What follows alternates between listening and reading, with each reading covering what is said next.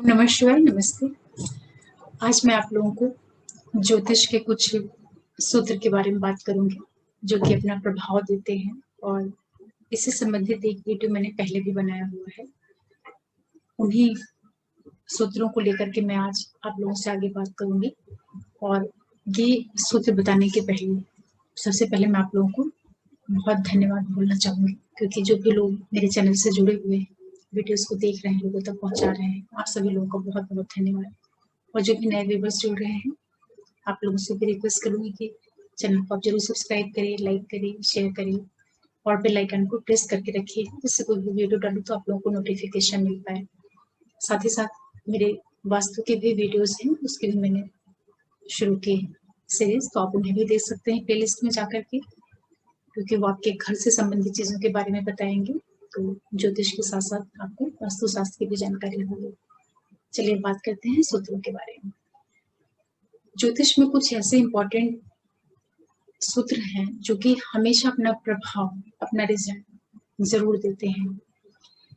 क्योंकि ये सूत्र जो बनते हैं कि जब अधिकतर कुंडलियों के ऊपर लागू होते हैं, वहां पे अपना रिजल्ट देते हैं, तभी ये कहीं ना कहीं एक फॉर्मूला के रूप में कि एक उनको फाइनल रिजल्ट देने के लिए माना गया है कि ऐसा ये इस तरह के योग होंगे तो इस तरह का प्रभाव देखने को मिलेगा। लेकिन साथ में ये जरूर कहूंगी मैं आप लोगों से कि इन सूत्रों को सुनते समय आप अपने मन में ऐसा बिल्कुल भी नहीं रखिएगा कि जो मैंने बता दिया है वो बिल्कुल हूबहू 100% उसी तरह रिजल्ट देगा। क्योंकि जो एस्ट्रोलॉजी होती है, जो कुंडली देखते हैं, तो वहां पर बहुत सी चीजों को एक साथ देखना पड़ता है। लग्न को, लग्नेश को, चंद्रमा को, सूर्य को, ग्रहों की स्थितियां कि वो कहाँ पे हैं, कैसे हैं, उस व्यक्ति के स्वभाव को, नेचर को समझते हुए फिर आप इन योगों को अप्लाई करिएगा। डायरेक्ट ऐसे नहीं सोचिएगा कि कोई चीज मैंने बताई है तो हूबहू वैसा ही रिजल्ट देगी। तो सबसे पहला जो सूत्र मैं बता रही हूँ, जब भी वृश्चिक लगन की कुंडली होती है या मकर लगन की कुंडली होती है, तो जो ऐसा व्यक्ति होता है, अधिकतर देखा गया है कि या तो उसकी वाणी खराब होगी या वो कहीं ना कहीं क्रोध वो जरूर करता है। लग्न अगर वृश्चिक की है और मकर की है, ये दोनों ही लग्न ऐसी हैं कि दिखने में लग सकता है कि वृश्चिक लग्न मंगल की है और जल तत्व लग्न है, और मकर लगन की जो है वो जल तत्व है, शनि की राशि है वहां पे। लेकिन ये जो दोनों जातक होते हैं, ये बाहर से देखने में आपको जरूर शांत दिखेंगे, बड़े सभ्य और सौम्य भी दिखेंगे, लेकिन इनके भीतर गुस्सा बहुत होता है। क्योंकि जो वृश्चिक लगन है, ये कालपुरुष की अष्टम राशि होती है, जहाँ पे चंद्रमा नीच की स्थिति में होता है। तो उसका भी एक अप्रत्यक्ष जो है प्रभाव रहता है वृश्चिक लगन के ऊपर।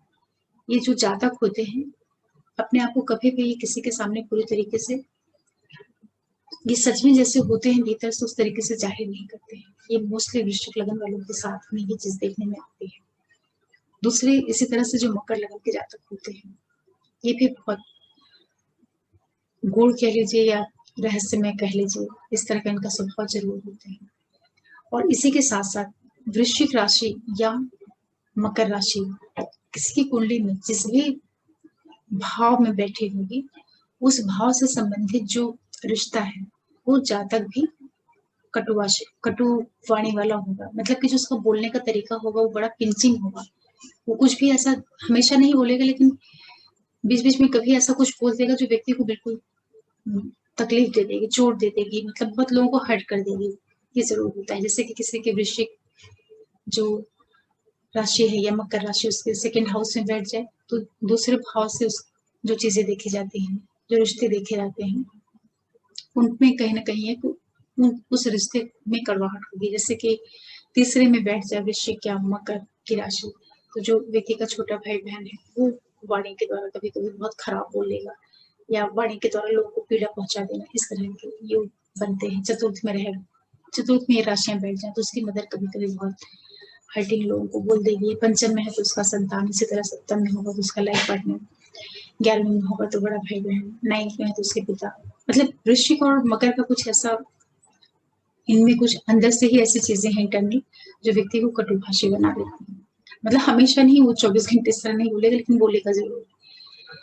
इसके बाद एक चीज और भी देखने में आया है कि शुक्र और गुरु जब भी 12वें भाव में होते हैं किसी भी लगन की कुंडली में, लेकिन अगर वो वहां पे होते हैं तो ऐसे व्यक्ति को अधिकतर देखा गया है कि उसको धन संपत्ति वैभव ये चीजें उसको कहीं ना कहीं से मिलती जरूर है, देश काल परिस्थिति के अनुसार कम मिले या अधिक मात्रा में मिले, लेकिन उसका जीवन यापन कुल मिलाकर के ठीक ठाक निकल जाता है।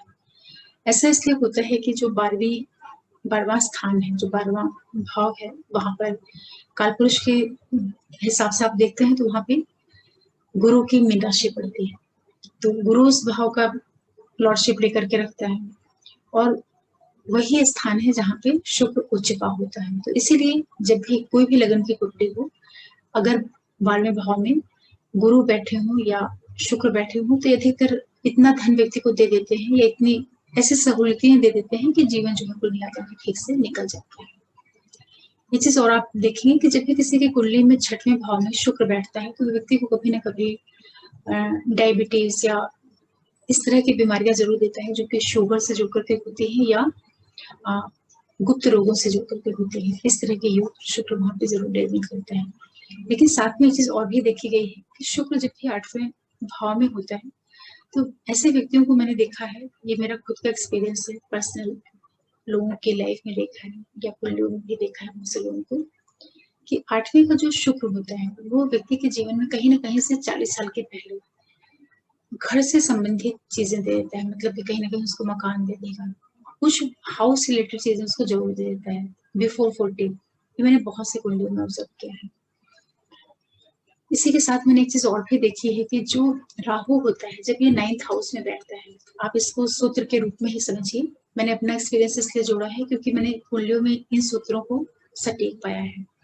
9वें भाव का जो राहु होता है, ऐसा जो जातक होता है, 9th में राहु बैठेगा तो व्यक्ति को धर्म के प्रति एक अलग दृष्टिकोण दे देता है। कभी भी आप उसको ये सीधे नहीं कह सकते हैं कि ऐसा व्यक्ति अधार्मिक होगा।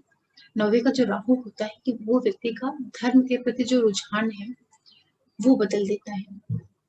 ऐसा जातक जो होता है वो कभी भी किसी एक धर्म को मानने वाला नहीं होता या धर्म को लेकर के वो बहुत कट्टर नहीं होता है।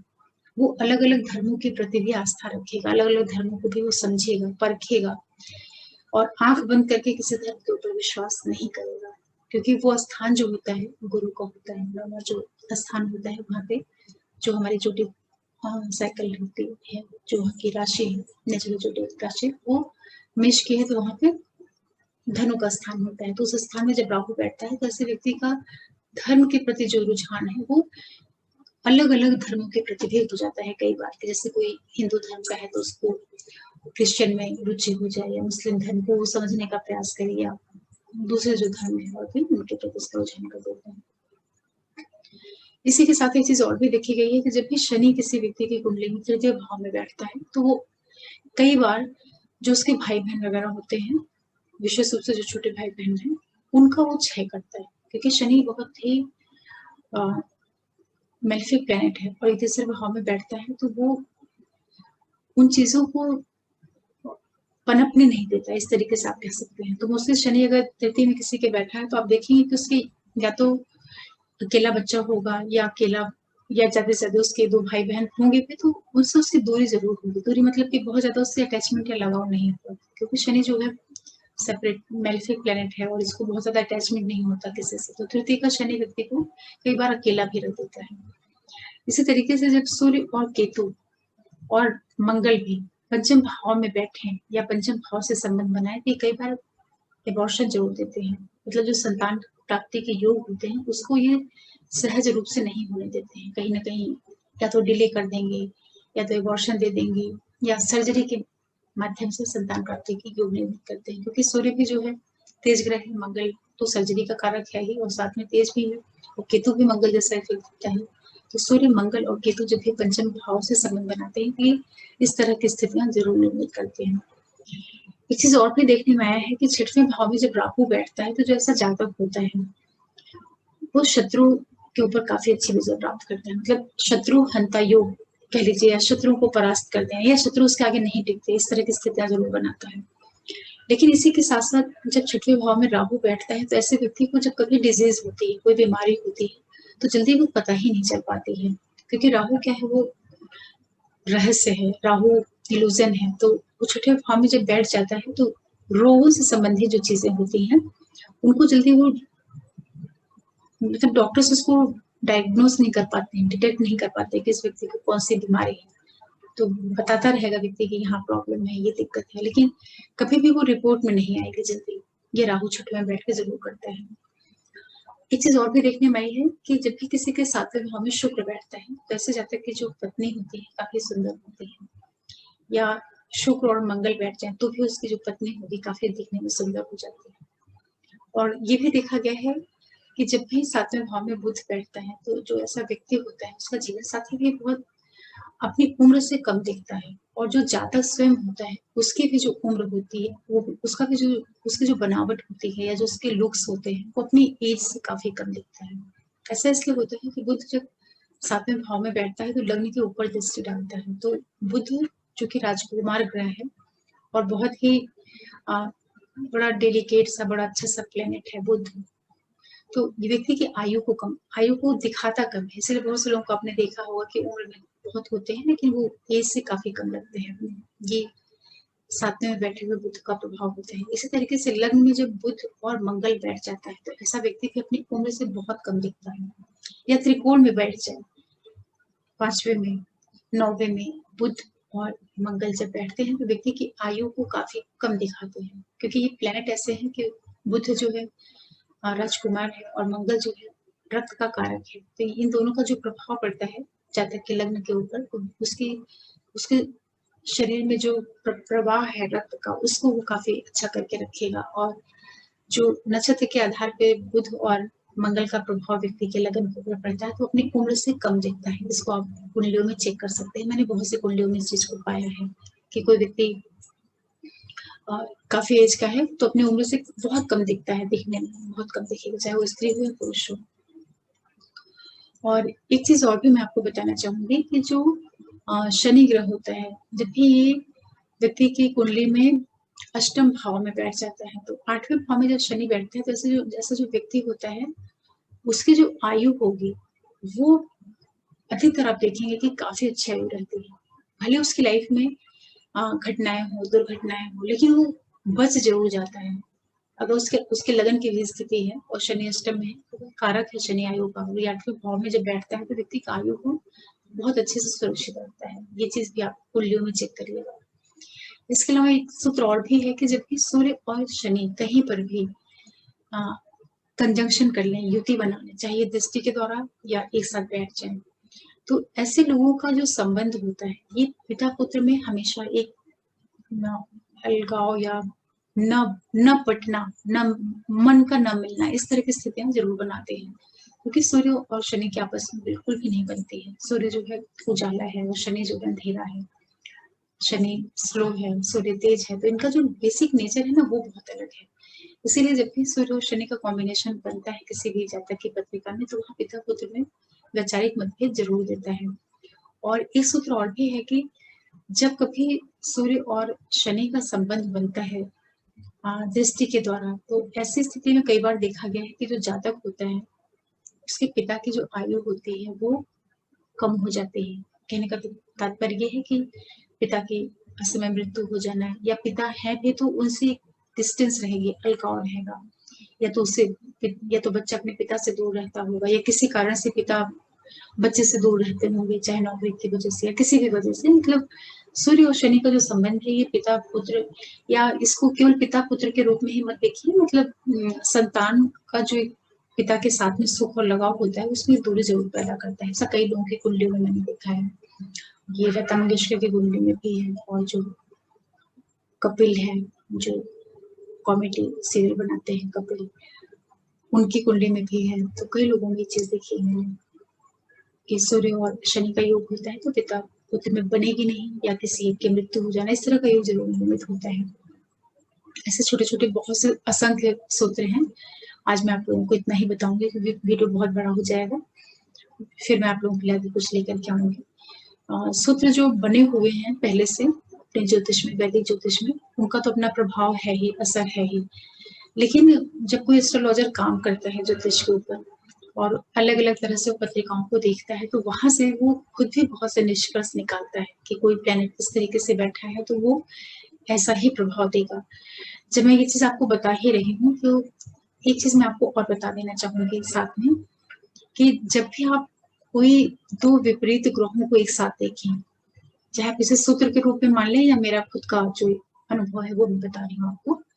कोई भी दो ग्रह जैसे शनि है और चंद्रमा है, या मंगल है शुक्र है, या मंगल है राहु है, कोई भी दो ऐसे प्लेनेट जो आपस में जिनकी युतियां अच्छी नहीं मानी जाती हैं, अगर वो किसी भी एक राशि में बैठते हैं और अगर वो 12 से 15 डिग्री के अंतर पे बैठते हैं तो उनका जो प्रभाव होता है रिजल्ट देने का, वो कंजंक्शन का प्रभाव नहीं रह जाता है, दोनों प्लेनेट अलग अलग हो जाते हैं।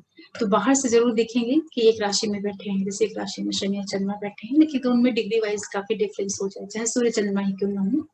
कोई भी ऐसे ग्रह जो एक दूसरे के प्रभाव में आकर के अपना रिजल्ट देने में कमजोर हो जाते हैं या एक अलग तरह का कॉम्बिनेशन बना करके नेगेटिव रिजल्ट देने के लिए बाध्य हो जाते हैं, तो एक ही राशि में जब कोई दो ग्रह बैठे उनमें डिग्री का काफी डिफरेंस हो, तो वो जो युति होती है वो निष्फल हो जाती है। ये मैंने बहुत से कुंडलियों में देखा है। सप्तम में किसी के मंगल और शुक्र बैठा है तो एक दृष्टि में लग सकता है कि ये अच्छी स्थिति नहीं है, लेकिन डिग्री वाइज इतना ज्यादा डिफरेंस है कि ऐसा जो व्यक्ति है, एक मैंने सिंह लग्न की कुंडली में इसको इस चीज को देखा था, तो व्यक्ति काफी अच्छी स्थिति में, बहुत प्रॉस्पेरस है और बहुत संपन्न है, काफी अच्छी स्थिति में है, गवर्नमेंट सर्विस में है। ऐसे बहुत से एक्सपीरियंस हैं जो मैं आप लोगों से धीरे धीरे करके शेयर करूंगी। और जो भी नए व्यूवर्स जुड़ रहे हैं, आप लोगों से रिक्वेस्ट करूंगी कि आप चैनल को जरूर सब्सक्राइब करिए, लाइक करिए और लोगों तक पहुंचाइए, और कमेंट भी जरूर करिए जो चीजें आपको अच्छी लगे उनके बारे में भी, जो नेगेटिव लगे उनके बारे में भी। और सुनते टाइम अगर आप लोग को लगता है कि नहीं आवाज है, धीमी आवाज आ रही है, तो आप थोड़ा तेज करके वॉल्यूम सुन लिया करें। मैं कोशिश करूंगी कि आवाज थोड़ी तेज हो जिससे सुनने में आप लोगों को दिक्कत नहीं है, और फिर आप लोगों के लिए कुछ नया लेकर के आऊंगी ज्योतिष से संबंधित। तब तक के लिए ओम नमः शिवाय, नमस्ते।